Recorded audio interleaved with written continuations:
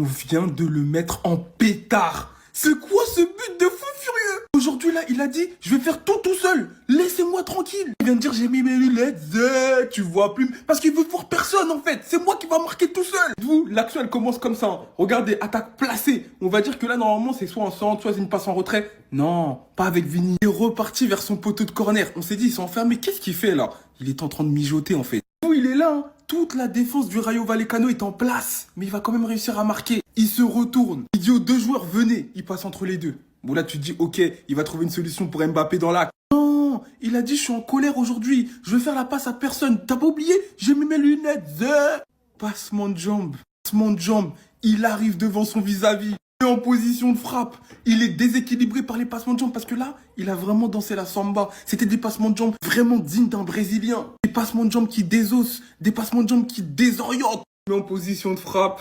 Il ferme son pied. Premier poteau. Le gardien, il anticipe. Angle ouvert. But. C'est une dinguerie. Sans compter sur le premier but de Mbappé, c'est lui qui fait la passe décisive. Non, c'est que la première mi-temps, mais il est en pétard. Il est en pétard. Vous avez vu? Vous l'avez énervé. Il s'est fâché, il a grondé tout le monde là aujourd'hui. À ce niveau-là, aucun défenseur au monde est capable de l'arrêter là sur le terrain. Regardez ce qu'il a fait, bordel, je veux vous le montrer. Il a essayé de percuter bien avant l'action.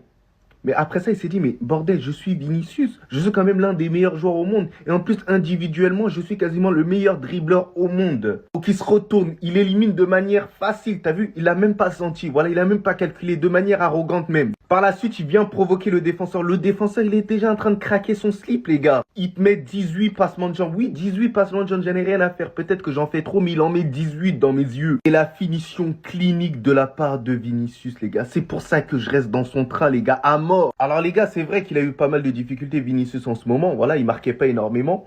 Mais Vinicius, il va revenir à son plein niveau. Et vous allez voir face à l'Atlético de Madrid, il va être méchant. Et vous allez voir à la fin de ce match-là, il en a pas fini. Il en a pas fini. Sa première mi-temps, c'est une masterclass. Enfin, on retrouve le Vinicius. Et enfin, Vinicius, bordel, tu montres un peu que t'es le patron de cette équipe-là, du Real Madrid. T'en as les capacités. Sois pas le numéro 2. T'es le boss, mon gars. Mais qu'est-ce qu'il est méchant quand il est comme ça? C'est quoi ce but de taré? Ça, c'est la définition de golasso, comme on le dit. Le gars, il s'est amusé avec toute la défense du Royaume. Regardez où ça commence. Sur la première image d'en haut, il fait face à deux joueurs du Royaume. Il réussit à les contourner. Tellement l'élimination était sale, ils se sont arrêtés pour le regarder. C'est là la partie la plus incroyable, la plus belle, les amis. Il rentre dans la surface, il fait encore face à un défenseur du Royaume. Il se met à faire des passements de jambes. Et bien évidemment, il termine par mettre le ballon au fond. Comment vous voulez qu'on le déteste, même si ça bouge pas?